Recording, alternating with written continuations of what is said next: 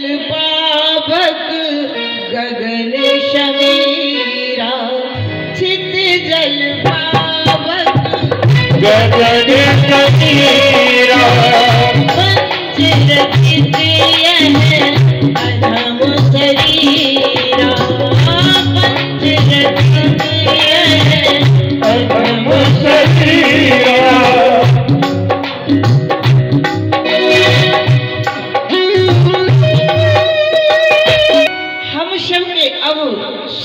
हमारे सब के शरीर में अभी बताया, कोई भी हो, जानवर हो, पशु पक्षी हो, सब का शरीर 5 तत्वों के द्वारा निर्मित पूर्ण किया गया है। अब ये 5 तत्व क्या है?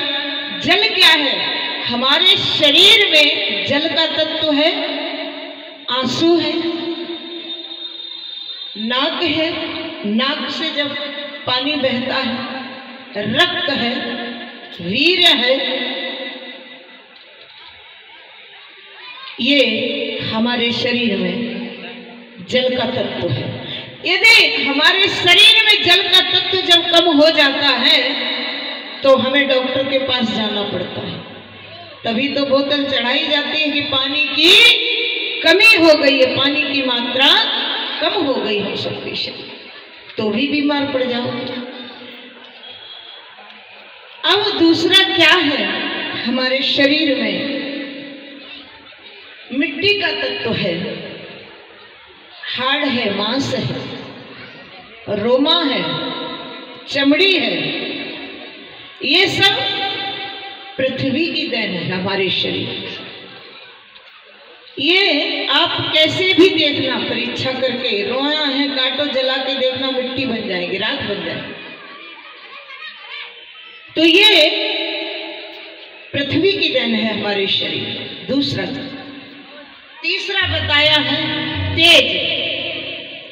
यदि हमारे शरीर में अग्नि का, तेज माने अग्नि, अग्नि का प्रभाव नहीं होगा तो हमारे शरीर में, हमारे चेहरे पर, हमारी चमड़ी पर चमक नहीं रहेगी।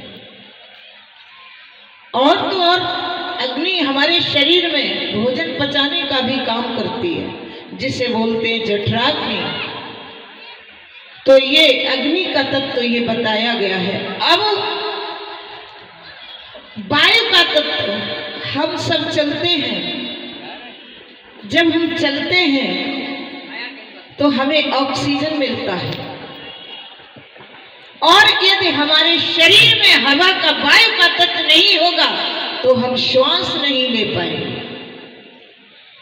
ऐसा लगेगा मानो घुटन हो रही है, अभी प्राण निकले जा रहे हैं। तो ये हमारे शरीर में वायु का तत्व है, क्योंकि इसकी बहुत बड़ी व्याख्या है। यदि हम इस बड़ी व्याख्या पर समझाएंगे आप सबको तो शायद आगे के प्रसंग में नहीं पहुंच पाएंगे, तो सूक्ष्म में समझते चलें सब। हमारे सभी समझदार हैं श्रोता। अब आकाश का तत्व क्या है? आकाश का दिया तत्व है हमारे ये बाल हैं, और रोए को आकाश का तत्व भी माना जाता है और पृथ्वी का भी। तो जब हम अपने बालों को काटते हैं तो दर्द नहीं होता है। क्यों नहीं होता है? कि तत्व आकाश का दिया हुआ है। और ये 5 तत्वों में से एक भी न रहे तो फिर मृत्यु ही होती है। कम पड़ जाए, इन 5 तत्वों में से खत्म हो गया एक भी तो समझो हमारी मृत्यु निश्चित है। ऐसा